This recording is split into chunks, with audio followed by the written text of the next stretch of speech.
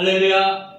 예, 오늘도 이렇게 주일을 맞이해서 주님 앞에 나오신 여러분들 사랑하고 환영합니다. 이 시간 우리가 마음과 정성을 다해서 오늘도 우리가 하나님 앞에 기쁨으로, 찬양으로 영광 돌리기를 원합니다. 우리 찬양으로 고백하겠습니다. 나는 예배자입니다.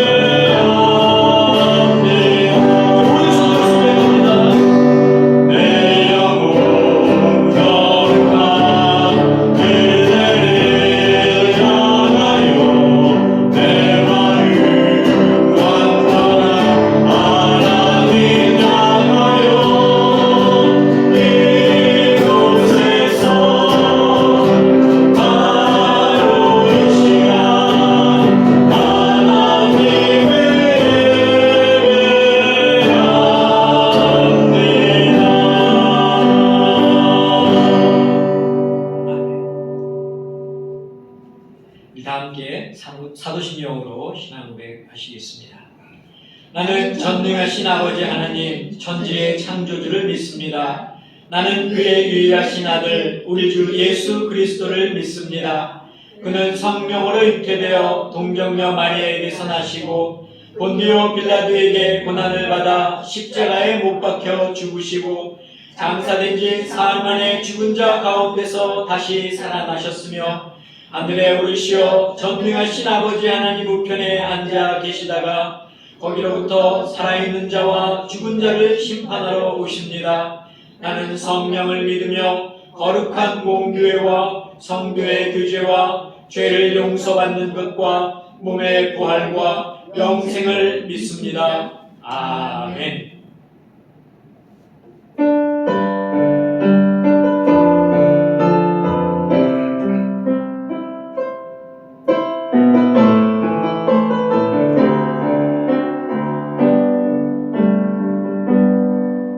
주가 보이신 생명의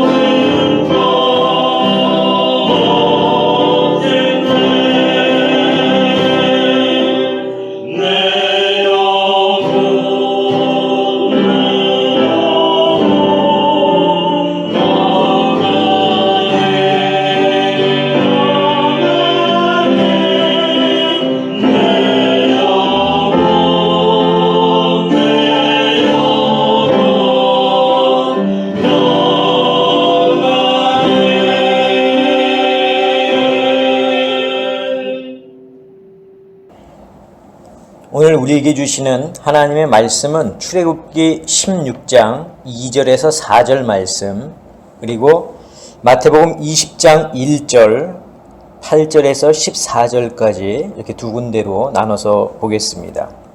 제가 먼저 출애굽기의 말씀을 봉독해 드리겠습니다. 이스라엘 자손 온 회중이 그 광야에서 모세와 아론을 원망하여 이스라엘 자손이 그들에게 이르되 우리가 애굽 땅에서 고기 가마 곁에 앉아 있던 때와 떡을 배불리 먹던 때에 여호와의 손에 죽었더라면 좋았을 것을 너희가 이 광야로 우리를 인도해 내어 이 온 회중이 줄여죽게 하는도다. 그때에 여호와께서 모세에게 이르시되 보라, 내가 너희를 위하여 하늘에서 양식을 비같이 내리리니 백성이 나가서 일용할 것을 날마다 거둘 것이라. 이같이 하여 그들이 내 율법을 준행하나 아니하나 내가 시험하리라. 아멘. 자, 마태복음 20장의 말씀을 제가 또 읽어 드리겠습니다.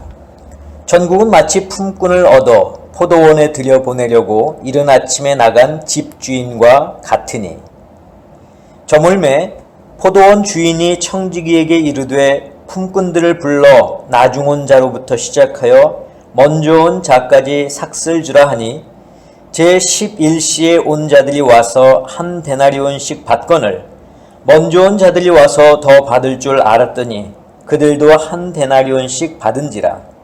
받은 후 집주인을 원망하여 이르되 나중 온 이 사람들은 1시간밖에 일하지 아니하였거늘 그들을 종일 수고하며 더위를 견딘 우리와 같게 하였나이다. 주인이 그 중에 한 사람에게 대답하여 이르되 친구여, 내가 네게 잘못한 것이 없노라. 네가 나와 한 데나리온의 약속을 하지 아니하였느냐? 내 것이나 가지고 가라. 나중 온 이 사람에게 너와 같이 주는 것이 내 뜻이니라. 아멘. 기도하겠습니다. 주님 감사합니다.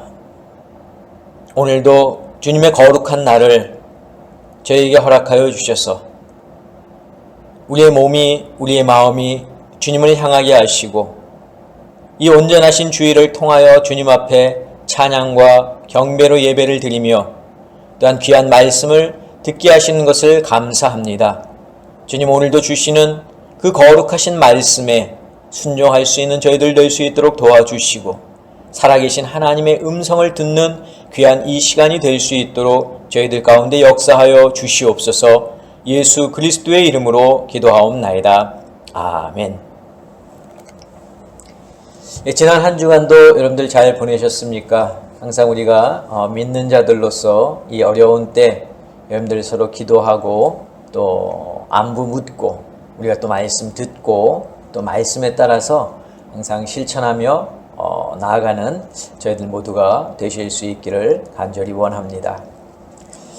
자, 오늘 우리가 말씀을 두 군데 읽었습니다. 출애굽기와 마태복음의 말씀을 읽었는데 이 두 본문의 내용을 우리가 함께 좀 같이 비교해 가면서 살펴보려고 합니다. 자, 가나안 땅에 살던 야곱의 자녀들이 이제 애굽으로 이주를 한 뒤에 한 나라를 이룰 수 있을 만큼 그 숫자가 많아졌습니다. 그러나 요셉을 알지 못하는 이 애굽의 새로운 왕이 등극하면서 이 이스라엘 백성들은 노예로 전락을 하게 되었죠. 이들을 불쌍하게 여기신 하나님께서는 그들 가운데 한 사람, 즉 모세를 부르시고 그를 택하셔서 지도자로 세우시고 이 이스라엘 백성들을 애굽에서 떠나 하나님께서 약속하신 그 가나안 땅으로 가게 하십니다. 자, 이미 애굽에서 10가지 재앙을 내리신 그러나 하나님의 능력을 이스라엘 백성들은 보았고 또 홍해를 가르셔서 마른 땅처럼 건넜던 그런 경험이 있는 이스라엘 백성의 입장에서는 더 이상 하나님의 능력을 의심할 필요가 없었습니다. 하지만 이 장정만 60만이나 되는 이 많은 이스라엘 백성들이 광야의 삶을 시작하면서부터 제일 문제가 되었던 것이 있는데 그것이 무엇이냐면 바로 마실 물과 먹을 양식이었습니다. 애굽을 떠날 때 양식과 물을 가져오기는 했지만 그것이 쉽게 동인할 것은 뻔한 일이었죠. 광야에서 물을 구할 때가 있습니까? 그렇다고 양식을 구할 때가 있겠습니까? 자, 급기야 백성들은 모세와 아론을 원망하기 시작했습니다. 백성들의 원망은 이렇습니다. 자유를 얻고 광야에서 굶어 죽느니 차라리 애굽에서 떡을 배불리 먹으며 노예로 살다가 죽는 것이 훨씬 더 낫다는 거예요. 자, 백성들의 원망은 직접적으로는 모세와 아론을 향한 것이지만 실질적으로 보면은 이 원망은 하나님을 향한 원망이었다고 하는 것을 우리는 알 수가 있습니다. 하나님의 크고 놀라우신 그런 능력을 직접 보았고 체험한 백성들이었지만 굶주림 앞에서는 그 어떤 것도 힘이 될 수가 없었고 위로가 될 수 없었던 모양입니다. 자, 이번에는 두 번째 본문인 마태복음을 볼 텐데 이 마태복음에는 포도원의 비유가 나오죠. 자, 포도원에서 일할 사람을 찾기 위해서 포도원 주인이 오전 9시에 장터에 나갑니다. 그리고 하루에 일당으로 한 데나리온을 주겠다고 약속하고 사람들을 포도원으로 데리고 오죠. 근데 주인은 일손이 더 필요했던 모양인지라 12시에 나가서 또 장터에 나가서 사람들을 데리고 옵니다. 3시에도 나가고 또 오후 5시에도 나가서 일꾼들을 데리고 왔습니다. 자, 오후 6시가 되어서 주인이 품꾼들을 이제 불러 모았습니다. 그리고 나중에 온 사람부터 5시에 온 사람부터 품삯을 주기 시작했는데 오후 5시에 와서 1시간만 일한 사람에게 한 데나리온을 주었습니다. 그러니까 이것을 본 아침 9시에 와서 일을 했던 그 품꾼들이 이렇게 속으로 생각하는 거예요. 야, 저 사람이 1시간만 일하고 한 데나리온을 받았으니까 우리는 9시간 일했으니까 최소한 그것보다는 많이 받겠구나. 그렇게 생각을 한 거죠. 그러나 웬걸 주인은 오후 3시에 온 품꾼들도 또 오후 12시에 온 그런 일꾼들도 심지어 오전 9시에 온 자신들에게도 똑같이 한 데나리온을 주었습니다. 자, 그러자 아침에 일찍 포도원에 와서 일한 일꾼들이 주인에게 불평과 원망을 늘어놓기 시작합니다. 오늘 본문, 마태복음 본문 10절에서 12절 말씀을 제가 읽겠습니다. 먼저 온 자들이 와서 더 받은 줄을 알았더니 그들도 한 데나리온씩 받은지라. 받은 후 집주인을 원망하여 이르되 나중 온 이 사람들은 1시간밖에 일하지 아니하였거늘 그들을 종일 수고하며 더위를 견딘 우리와 같게 하였나이다. 자, 먼저 온 일꾼들은 이 경제의 원리를 들이대면서 주인의 행동에 원망을 토로하고 있습니다. 자, 우리가 이렇게 두 군데의 말씀을 함께 살펴보았고 그 이야기를 간단하게 우리가 보았는데 이 두 본문에는 공통점이 있습니다. 그 공통점은 뭐냐면은 원망이라고 하는 거예요. 원망. 이스라엘 백성도 모세와 아론에게 원망을 했고 포도원에 일하러 온 일꾼들도 그 주인에게 원망을 했죠. 자, 하나님에 대한 원망이고 또 포도원 주인에 대한 원망입니다. 그런데 그 원망의 내용이 무엇입니까? 의식주에 관한 거예요. 의식주. 자, 앞의 이야기에서는 광야에서 먹을 떡이 없어 하나님을 원망했고 뒤의 이야기에서는 받은 품삯을 일한 시간에 맞게 공평하게 받지 못하는 것에 대해 주인을 원망했습니다. 자, 우리는 어쩌면 이 첫 번째 이야기를 들으면서 이러한 하나님을 기대할지도 모릅니다. 이스라엘 백성들이 애굽에서 나올 수 있도록 하셨으니까 그들이 가나안 땅에 들어가기 전까지 아무런 어려움이 없도록 하나님께서 알아서 먹을 것 또 마실 것을 챙겨주시면 얼마나 좋을까. 꼭 백성들이 굶주려서 아우성 칠 때 주시지 마시고 미리미리 만나와 메추라기를 준비해 주시면 백성들이 얼마나 하나님을 더 잘 섬길까 하는 생각을 우리가 할지도 모릅니다. 사실 우리가 예수를 믿으면서 그리고 예수님을 이 땅에 보내신 하나님을 믿으면서 이런 생각을 안 해보지는 않았을 겁니다. 누구나 다 한 번쯤은 우리의 형편과 처지를 아시는 하나님께서 우리가 염려하지 않도록 미리 챙겨주실 것을 기대해 보셨을 겁니다. 자, 두 번째 이야기를 들으면서 우리는 또 이런 하나님을 기대할지도 모릅니다. 그래도 아침 일찍 와서 9시간을 일했으면 오후 5시에 와서 1시간 일한 사람보다는 최소한 2배에서 3배는 더 줘야 하는 것 아닌가. 많이 일한 자에게는 많은 것으로 보상해주고 적게 일한 자에게는 적게 보상해 주는 것이 공평한 것 아닌가.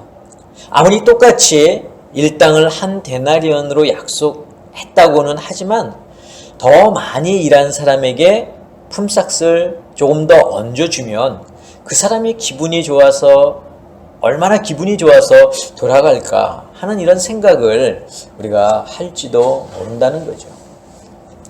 사실 두 번째 이야기를 들으면 때로는 예수님을 일찍 믿는 것이 손해라는 생각이 들 때도 있습니다.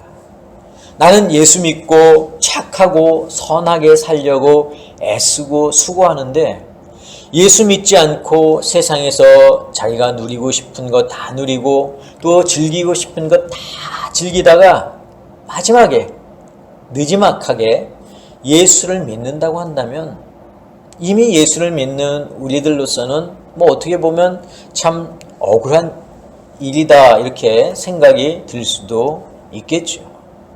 당연히 예수를 먼저 믿었으면 나중에 믿은 자보다 더 좋은 혜택이 있어야 하는 것 아닌가 하며 하나님을 혹시 원망했던 적이 있을지도 모릅니다. 그러나 이런 불평과 원망은 우리의 처지를 몰라서 하는 이야기입니다.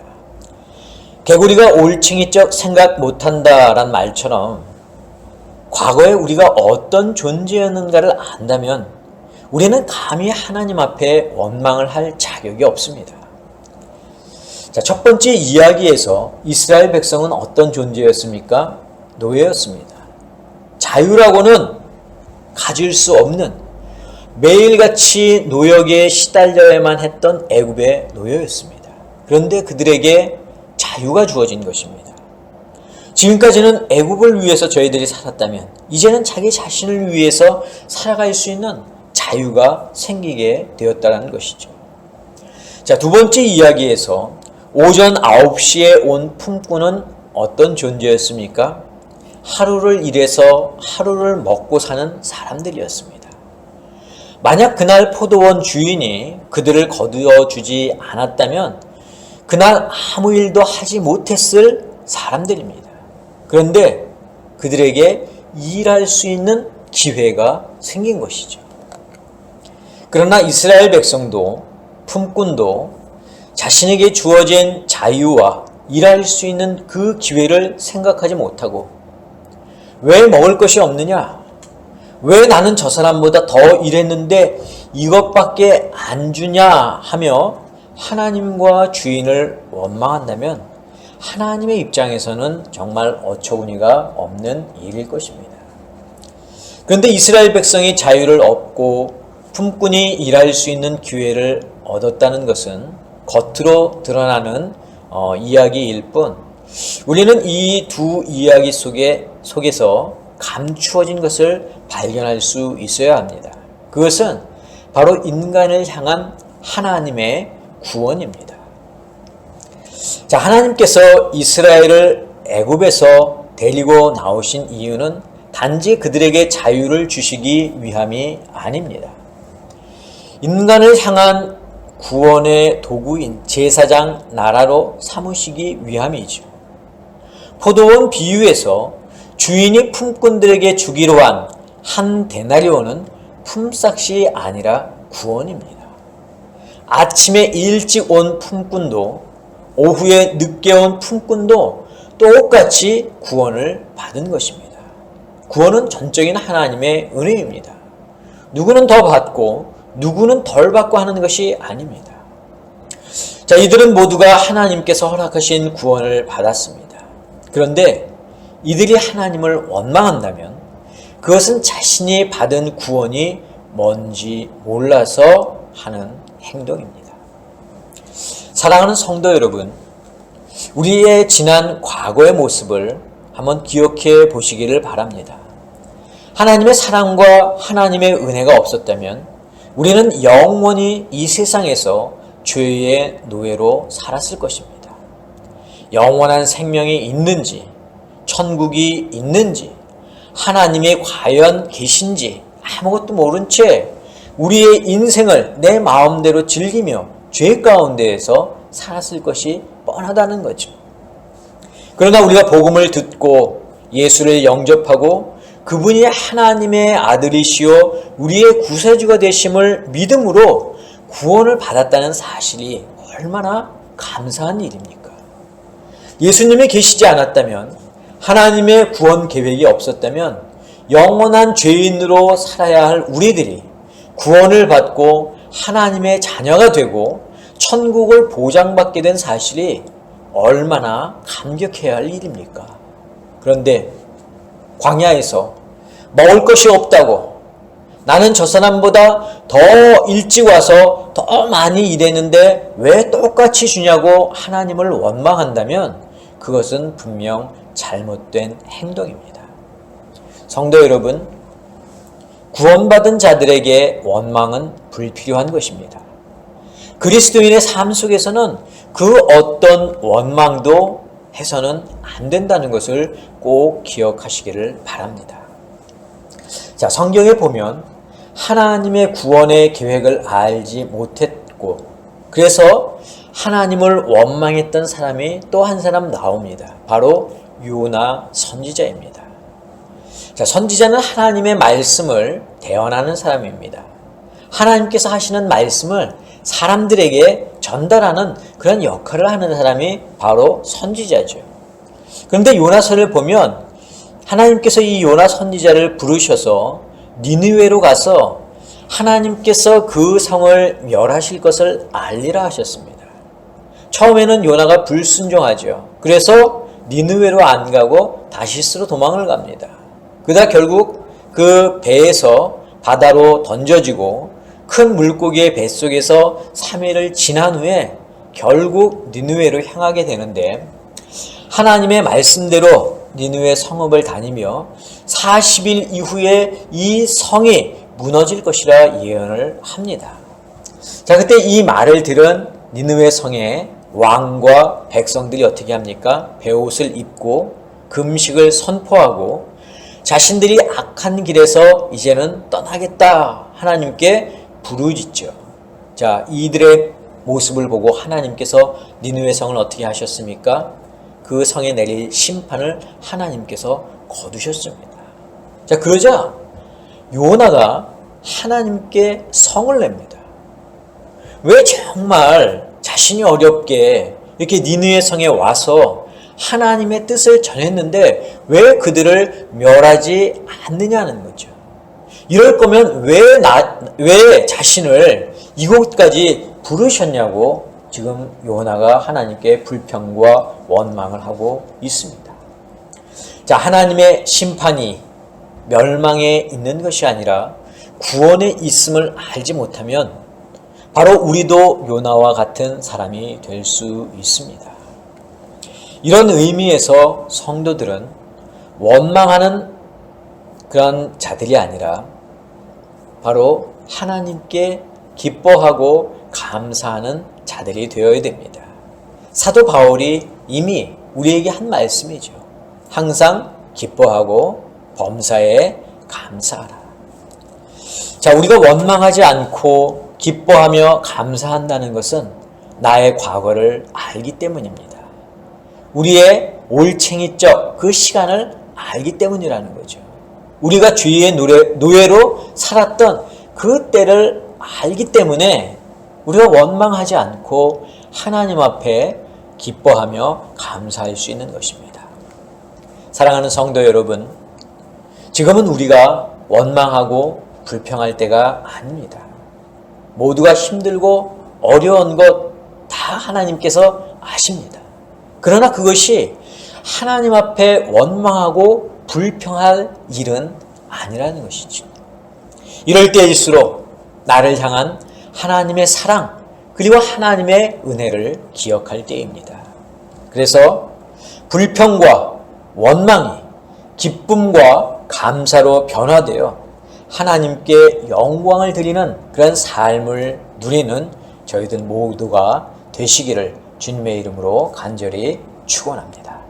기도하겠습니다. 우리의 형편과 처지를 누구보다도 잘 아시는 아버지 하나님,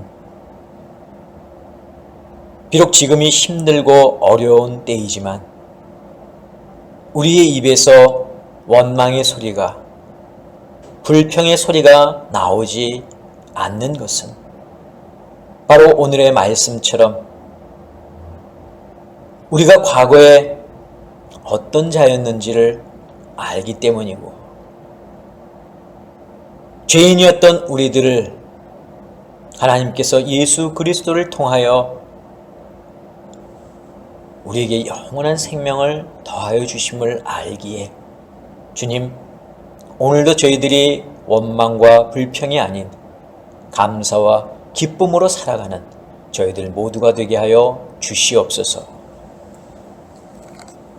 이제는 우리 주 예수 그리스도의 은혜와 하나님의 그 크신 사랑하심과 성령님의 역사하심이 오늘 말씀을 듣고 우리의 삶 속에서 기쁨과 감사함으로 나아가기를 다짐하는 사랑하는 당신의 성도들 머리 위에, 저희들의 가정 위에, 건강 위에, 자녀들 위에, 직장과 사업과 일터 위에 지금부터 영원까지 함께 하옵시기를 간절히 축원하옵나이다. 아멘.